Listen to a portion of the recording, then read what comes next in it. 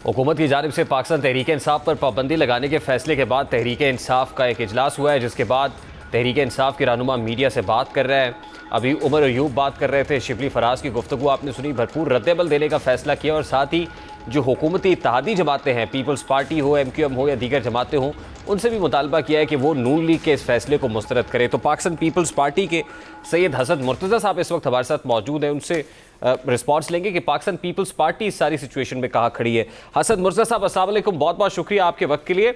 आज वफाकी हुकूमत ने पाकिस्तान तहरीक इंसाफ पर पाबंदी लगाने का फैसला किया है। पाकिस्तान पीपल्स पार्टी जो हुकूमत की यहाँ इत्तेहादी है, क्या इस फैसले को सपोर्ट करती है?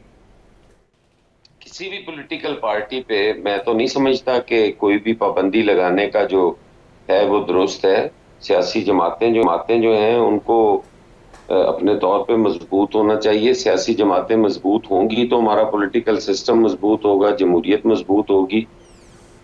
मैं तो जाती तौर पे मेरी तो राय तो है इस कि फैसले से पहले वफाकी हुकूमत ने पीपल्स पार्टी से मुशावरत नहीं की? मैं कुछ दिनों से नहीं हूं। मैं मुहर्रम की वजह से ये भी आपका हुक्म मिला और मैंने उस पे बात की। इनायत सर, बहुत शुक्रिया हसन मुर्तज़ा साहब आपके वक्त का, आई अंडरस्टैंड। लेकिन ये जो इकदामात हैं, ये 4 इकदामात हैं आज जो वफाकी हुकूमत ने उठाए हैं। नंबर 1 ये कि PTI पर पाबंदी लगाई जाए। नंबर 2 के जो मखसूस नशस्तों का फैसला उस पर नज़र-ए-सानी दायर की जाए। नंबर 3 ये कि बानी PTI समेत कासिम सूरी और साबिक सदर आरिफ अलवी के ऊपर आर्टिकल 6 की कार्रवाई इनिशिएट की जाए। और नंबर 4 ये कि ओवरसीज़ जो बैठे हुए हैं उनको भी शिकंजे में लेके आया जाए। तो ये 4 इकदामात हैं सर, ये कोई एक कदम नहीं है जो हुकूमत उठा रही है, बल्कि 4 इकदामात और चारों बड़े एग्रेसिव हैं।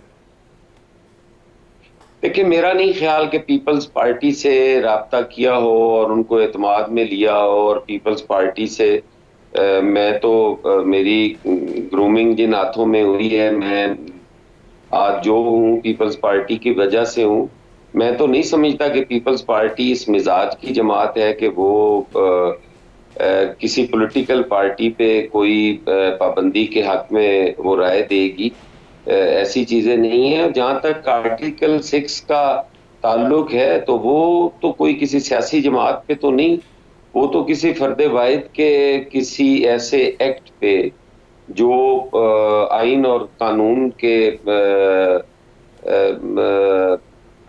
मुताबिक ना हो या जिसमें आइन की वायलेशन हो, उस पे आर्टिकल 6 जो है अगर कोई लगता है तो वो तो किसी फर्द वाहिद पे है, वो हालात व वाक़यात के मुताबिक है।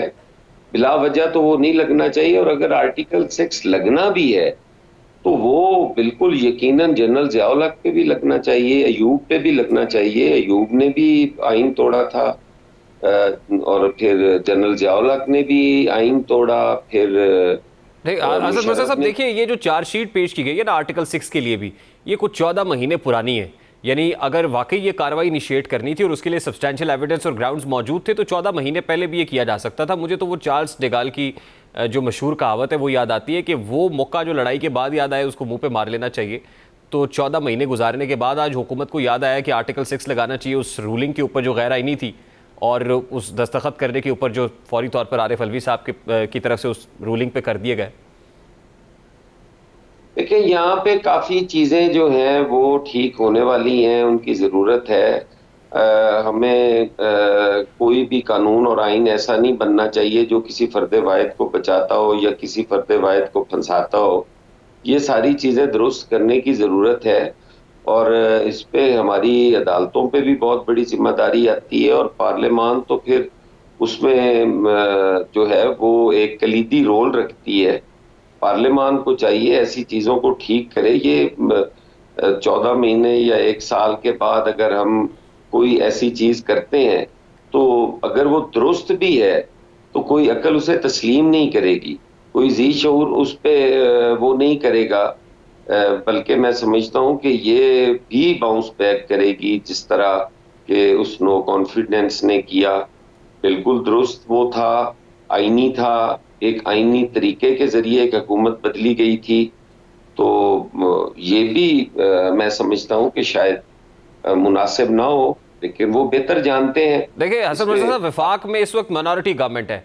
ये इत्तेहादी हुकूमत पाकिस्तान पीपल्स पार्टी के सहारे के बगैर नहीं चल सकती। पीपल्स पार्टी अगर वो सहारा खींच ले तो हुकूमत धड़ाम से नीचे गिर जाएगी। तो ये जो शहबाज शरीफ साहब लेड कोलिशन गवर्नमेंट फैसले कर रही है, ये किसके वहाँ पर, किसके कहने पर ये डिसीजंस लिए जा रहे हैं? ये कौन कह रहा है हुकूमत को करने को, या नून लीग का अपना ज़ाती फैसला है? देखिए, ये तो जब कोई उनसे बैठ के डिस्कशंस होंगी तो वो बताएंगे कि हमें किसने कहा है या हमारे अपने ज़हन की इख्तरा है। ये तो वो ही बता सकते हैं, उस पर मैं तो कुछ नहीं कह सकता।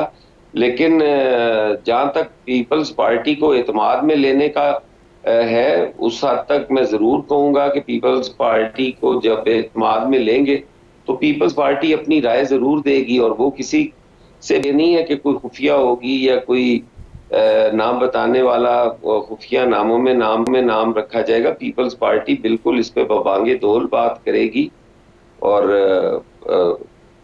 लेट्स सी वो हसन मुर्तज़ा साहब, इंतहाई इक़दामात के ऊपर पीपल्स पार्टी हुकूमत से अलहदगी का ऐलान करने का तो नहीं सोच रही?